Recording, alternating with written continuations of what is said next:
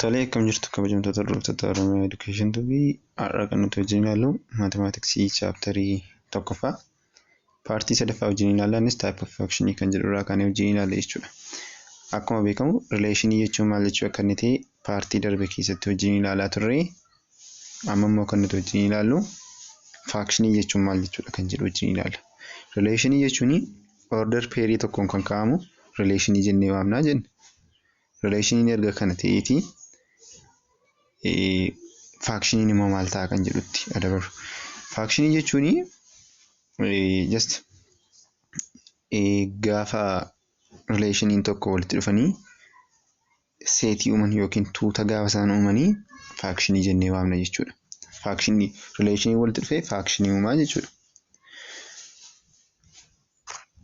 Yerootti kana immoo relationii hundumtiyyuu functionii ta'uu hin danda'an.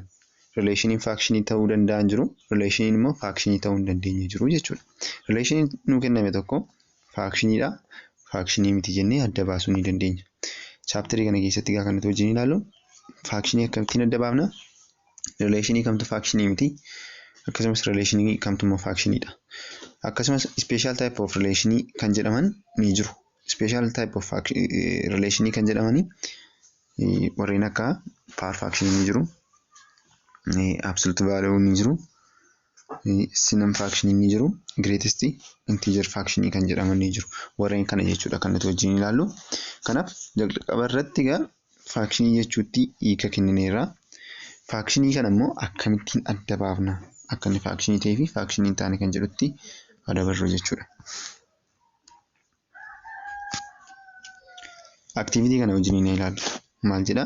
Activity 1.5 irra what is different do observe between the relation 1 and the relation 2 given in figure 1.13 nuun jedha. Fakkii kanarraa akkuma argitu kan lamman irraa maal argina, maal observe gochuu dandeenya, maal fudhachuu dandeenya, maal hubachuu dandeenya kanarraa nuun jechaa jira. Kanarraa kan nuti hubannu relation 1 irratti akkuma argitanii first terminii second termiidhaa fi damee lama qaba yookiin miseensa lama qaba achi keessa.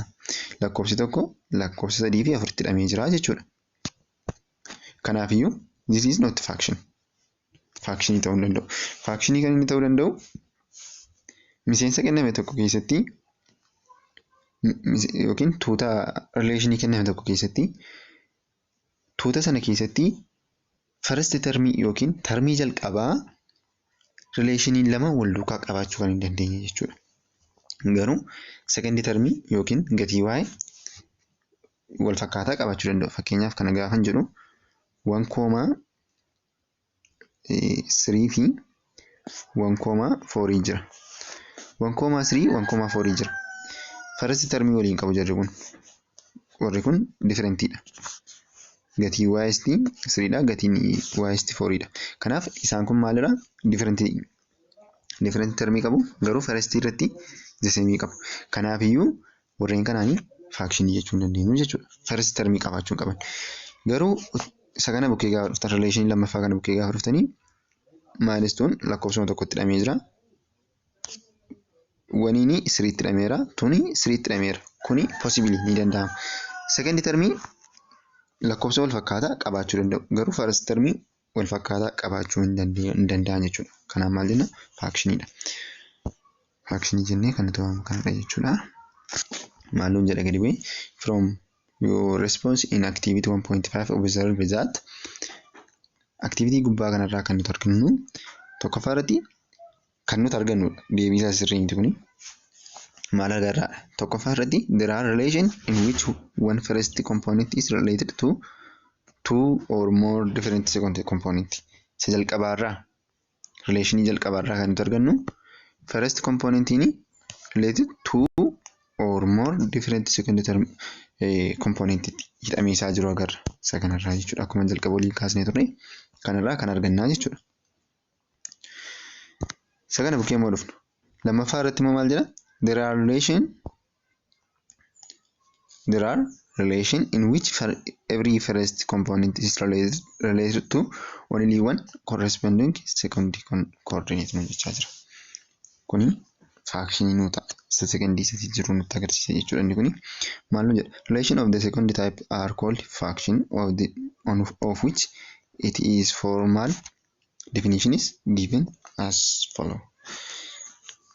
Second type ni fraction akkuma gubbaatti nutti himee kanaaf definition isaa alarmaan gadii kanaan jira. Fraction jechuun relation isiniin jedheera. A relation in which each object from the set of the first component of order pair of the relation is related with exactly one object from the set of second component of order pair of the relation called fraction. Bakka just kana jechuudha. Hiikumti isaa kana. First component dirqama only exactly one object from the set of second component keessaa tokkotti hidhamuu qaba. First component ni just jiraachuu qabu. First component tuudha ta'eenaan seetii sana keessa tuuni tokkuma jira jechuudha. Doomeenii ta'e yookiin gatii x ta'e tokkumatu jiraachuu qaba. Kanaaf fraction jennee kan nuti waamnudha jechuudha. Itti fufnee ilaallu wajjin example kana. Example determine if kan nu kenne akka fraction ta'e adda baasinu jedhe jechuudha. Maal goona nuti first term duwwaadhaan asii -1 jira. -1 ni darbee iddoo biraa jiraachuu qabu jechuudha. Doomeenii keessa first term ta'e iddoo biraa jiraachuu qabu. Kanaaf iddoo biraan jiru itti fufee 0 jiraachuu qabu. Wal fakkaataan jiraachuu qabu jechuudha. First term irra just hin jiru. Kanaaf this is fraction because the first component is only pair with the second component exactly one. Al tokko qofa sababii second component wajjin wal hidhatee jiruu fi fractioniidhaan jechuudha kun. -1 0 wajjin 0 -3 wajjin intoon -3 wajjin -3 kuni just lama ta'ee rama fakkeenyaaf asitti. Garuu no effect hin qabu jechuudha. Effect hin qabu 0nis lama ta'ee rama fakkeenyaaf asitti. Second componentidha. Second component waan ta'eef dhiibbaa hin qabu jechuudha. Haala kana adda baasuu ni dandeenya. Example 2 immoo gaafa dabarru determine if r is equals to 617302 haala kanaan nu kennameera. Agartanii first component irra waan lamatti hidhameera. 6 tokkotti hidhameera. 6 kan biraan immoo 4tti hidhameera. Kanaaf kuni fraction miti jechuudha. Haala maanaan kuffisnee dabarraa jechuudha. Example sadaffaa irratti immoo maal jedha? Example sadaffaan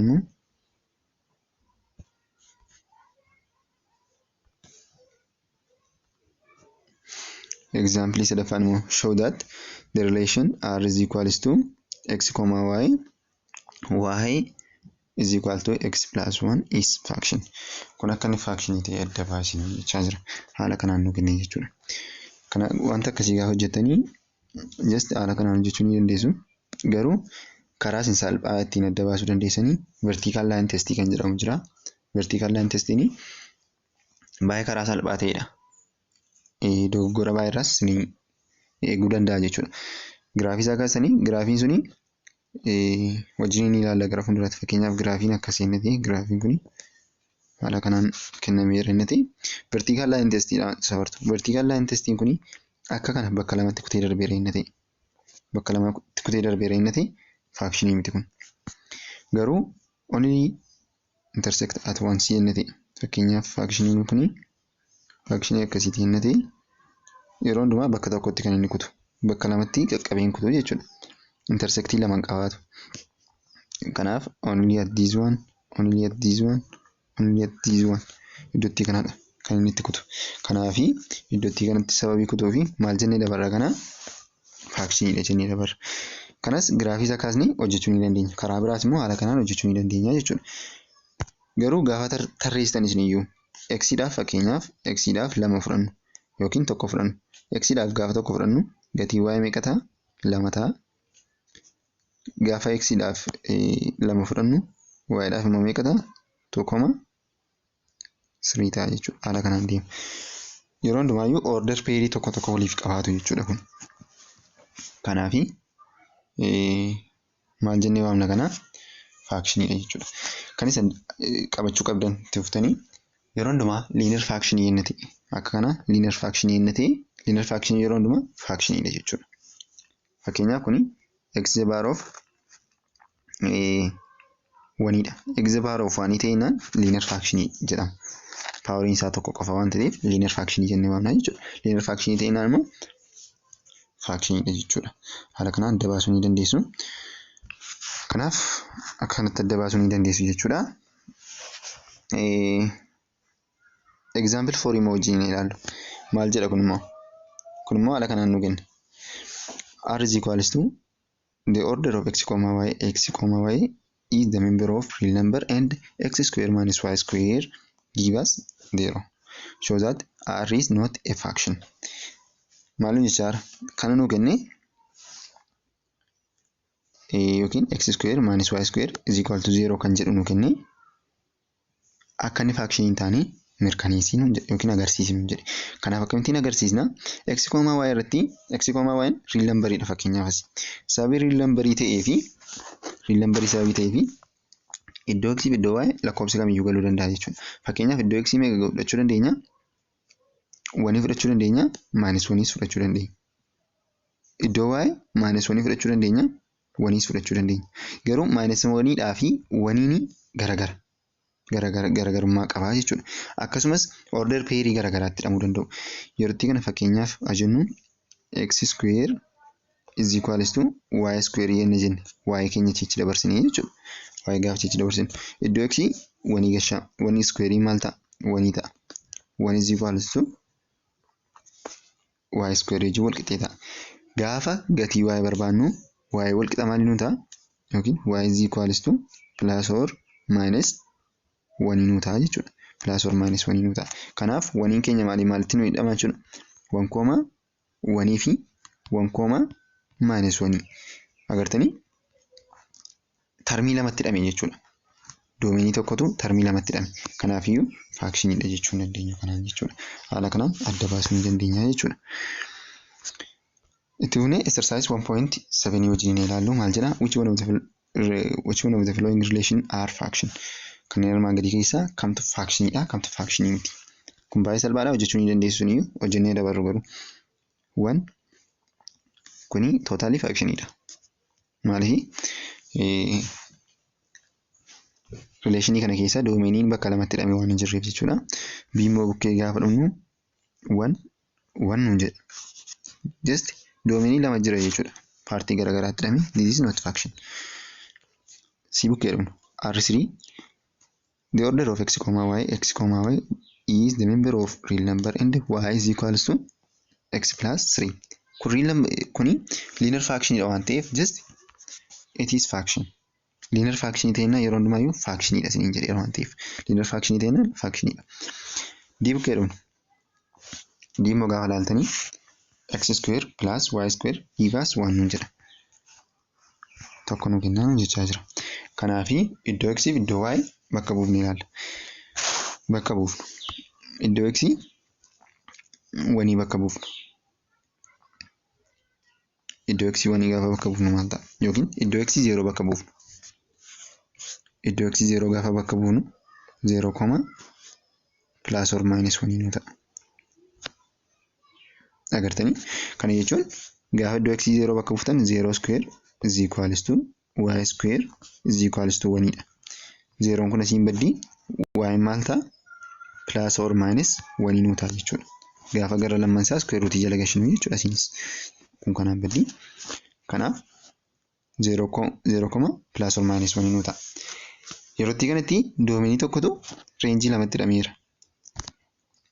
Kanaaf kuni fraction miti jechuudha. Kunis fraction miti, kun fraction dha, kun fraction dha jechuudha. Haala kanaan adda baasuu ni dandeenya jechuudha. Itti fufnee kan nuti wajjin ilaallu vertical line test jechuun maal jechuudha? Vertical line test jechuun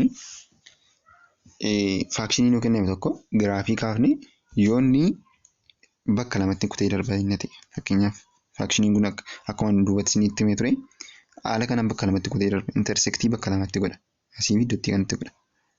Bakka lamatti kutee darbaa jechuudha. Kanaaf kanaanii fraction dha jechuu hin dandeenyu. Fraction nu ta'uu hin danda'u jechuudha kun. Kanaaf haala kanaan adda baasuu ni dandeenya.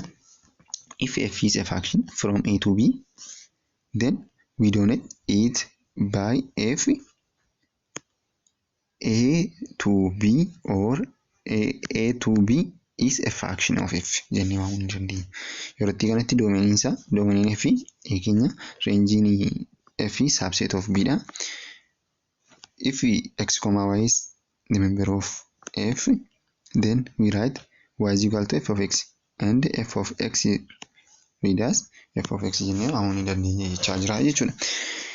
Kanaaf egaa asirratti kan isin qabatanii darbuu qabdanii vertical line test fayyadamnee akkamittiin faakshinii tokko faakshinidha, faakshinii miti, rileeshinii nuu kenname tokko faakshinidha, faakshinii miti jennee adda baasuu dandeenyaadha. Yaadii ijoonsaa jechuudha. Qormaataan tiraansii irra batalee kan dhufuu danda'u iddootti kanatti doomeniidhaa fi reenjii isaa wal jala isin jalaa dabarsuu danda'a. Fakkeenyaaf iddoo A kana maaltu galuu danda'a? Riil nambariin galuu danda'a. Riil nambartuu riil nambariidhaa gara riil nambarii ta'uu danda'a yookiin immoo 0, positive infinity ta'uu danda'a. Kana bal'inaa hojii ni ilaalla faakshinii tokko tokkoon. Power faakshinii ni jira.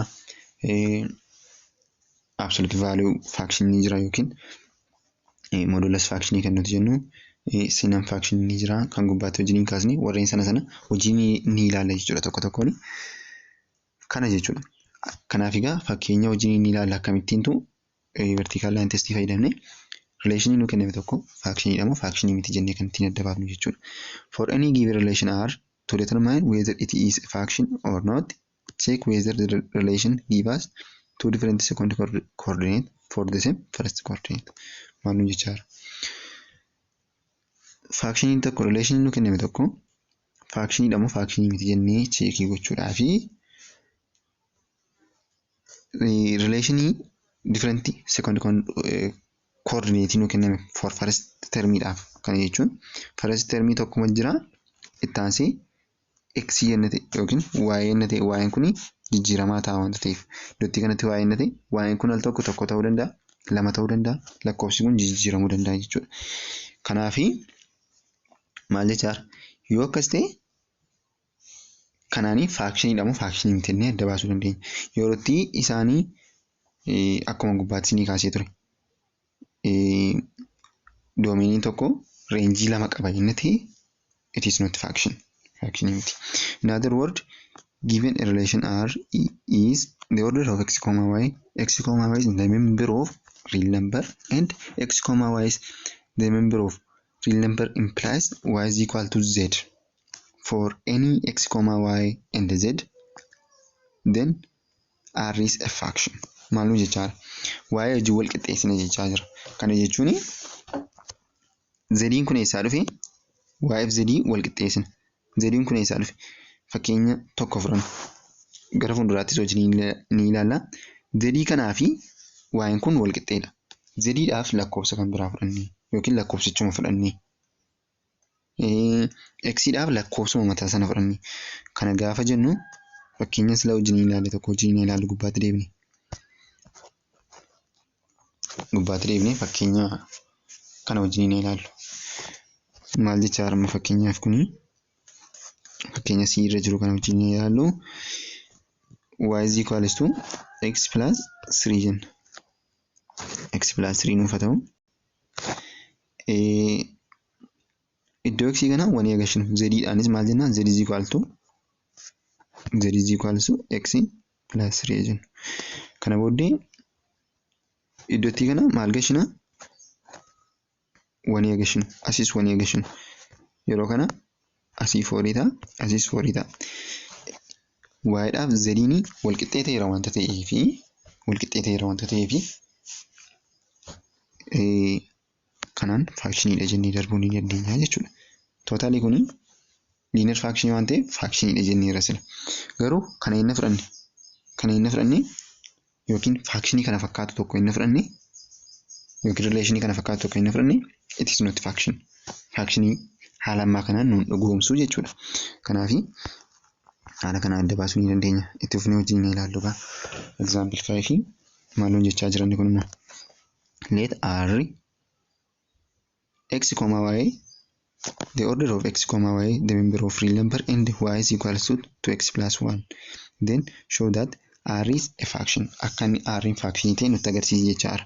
Kun tootaalii real number linear fraction waan ta'eef fractionidha. Fraction jennee irra darbuu ni dandeenya.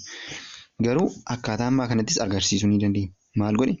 Z is equal to 2x plus 1. Y is equal to 2x plus 1. X, Z the member of real number. X, Y the member of real number. Real number lamman isaanii X, Y is X, Z is real number dha jechuudha. Kanaaf iddoo X gaafa tokko gashinu X kamiifiyyuu gatii Y tiif gatiin X wal qixxeedha jechuudha bakka. Gatiin Y tiif gatiin Z wal qixxeedha dhiifama. Z is Y is wal qixxee ta'u X kamiifiyyuu jechuudha. Yeroo itti kanatti fraction jennee waamuu dandeenya jechuudha.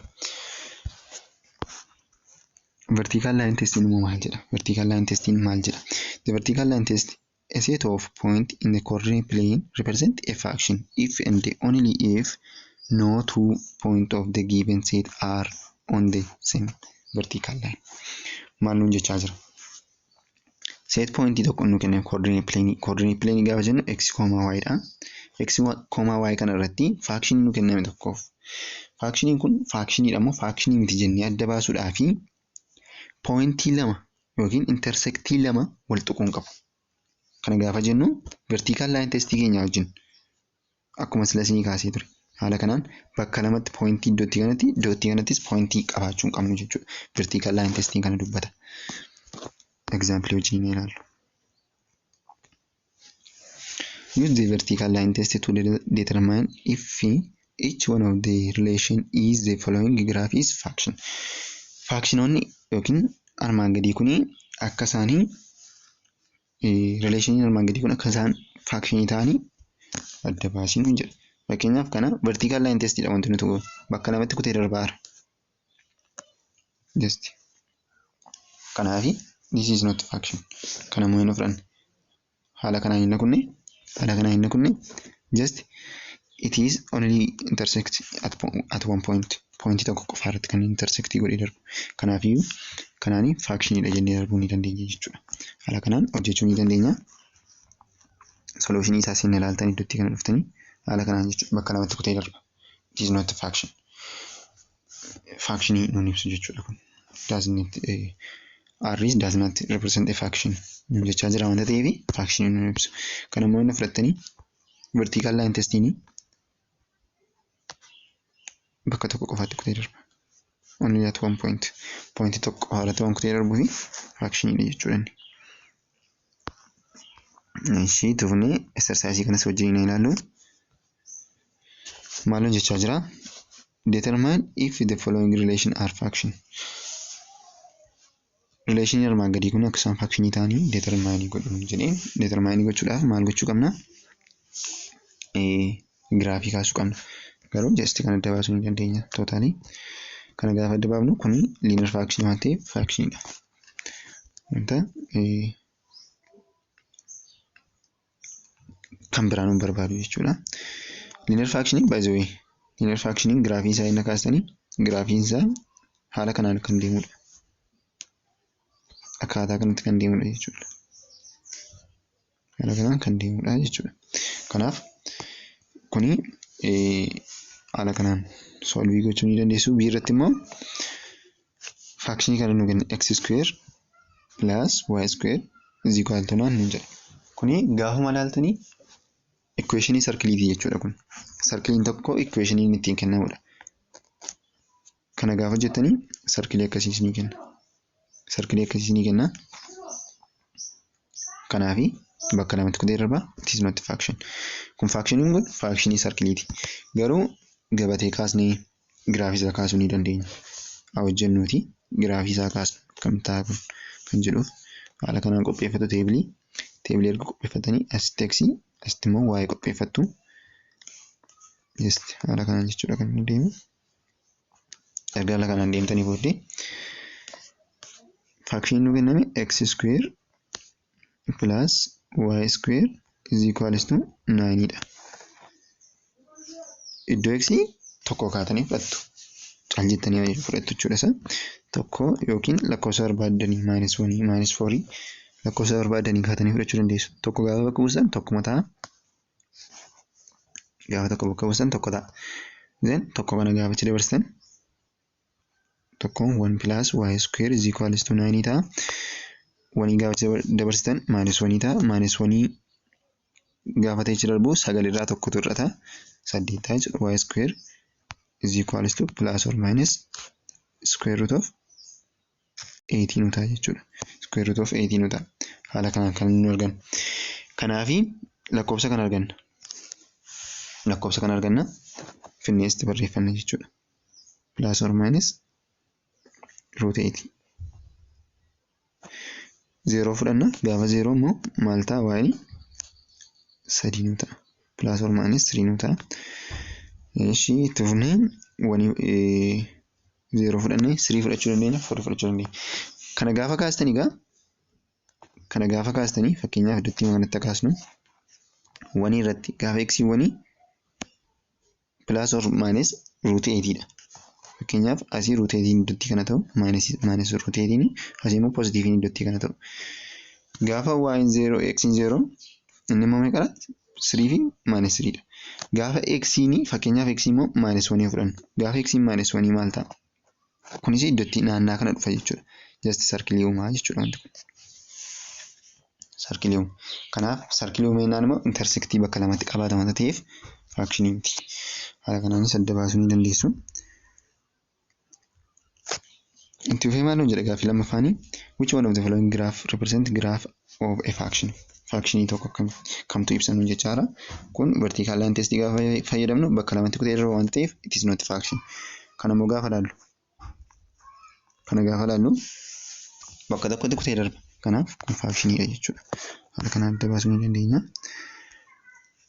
Barnoota keenya irraa kana fakkaata ture. Paartii itti aanuun immoo power fraction and with their graph kan jedhu wajjin ilaalla. Power fractioniin egaa property 5 qaba. Property baay'ee barbaachisoo 5 qaba. Isaaniin tokko tokko wajjin ilaalla. Itti aansnee warreen hafaanis wajjin ni ilaalla. Moodulasii warreen jedhaman kanas wajjin ni ilaalla. Waan turtaniif baay'ee galatoomaa. Hiriyoota keessaniif sheerii gochuun hin dagatinaa. Chaanaalii keenya kanaaf haaraadha inni ta'e subscribe gochuun maatii chaanaalii keenya ta'a. Thank you.